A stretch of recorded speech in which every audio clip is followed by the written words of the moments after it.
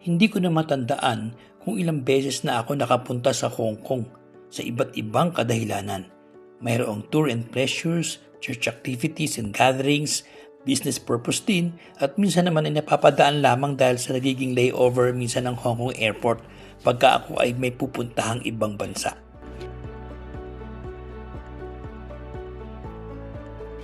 Isa sa pinakamasasayang tour ko sa Hong Kong ay noong makasama ko ang aking mag-ina for the first time.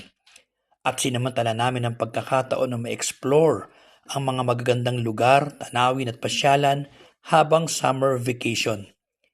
Isa sa aming pinuntahan ay ang The Peak Sky Terrace 428 at ang Madame Tussauds Wax Museum located at Shop P101 Peak Tower, Hong Kong.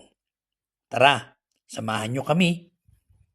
We're going to the Peak Tram and Mama and Ella. Ella! The Peak. Nakatayo sa 552 meters, ang Victoria Peak ay ang pinakamataas na punto sa Hong Kong Island. Isa rin ito sa mga pinakabinibisitang lugar ng mga turista at hindi mahirap makita kung bakit.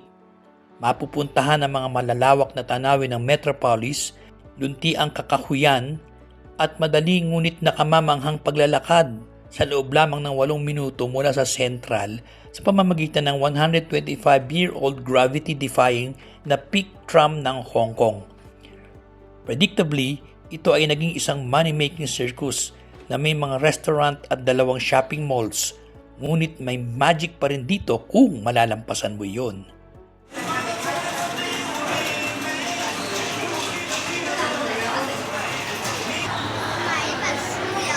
Speckled lemonades, your choice strawberries or blueberries, the $68. It's up to you.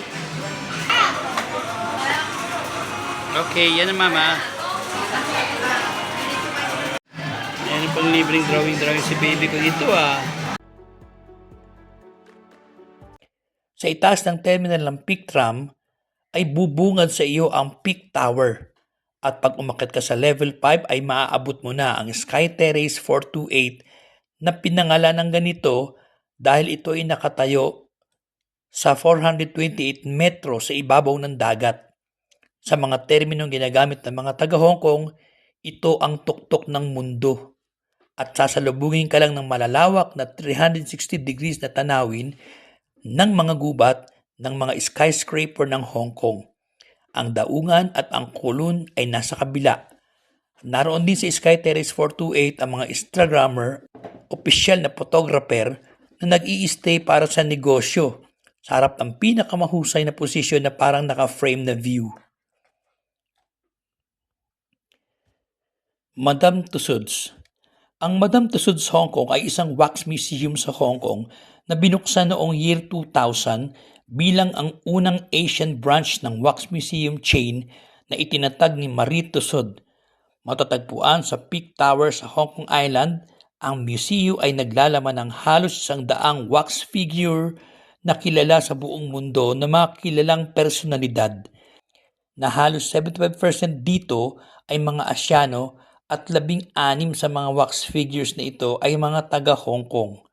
Ang settings ng mga wax figures ay may temang gaya ng Hong Kong glamour, music icon, historical at national heroes, the champions at world premiere.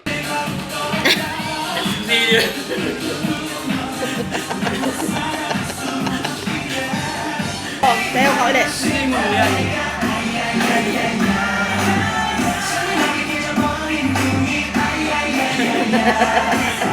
Hey! Ako naman Mama.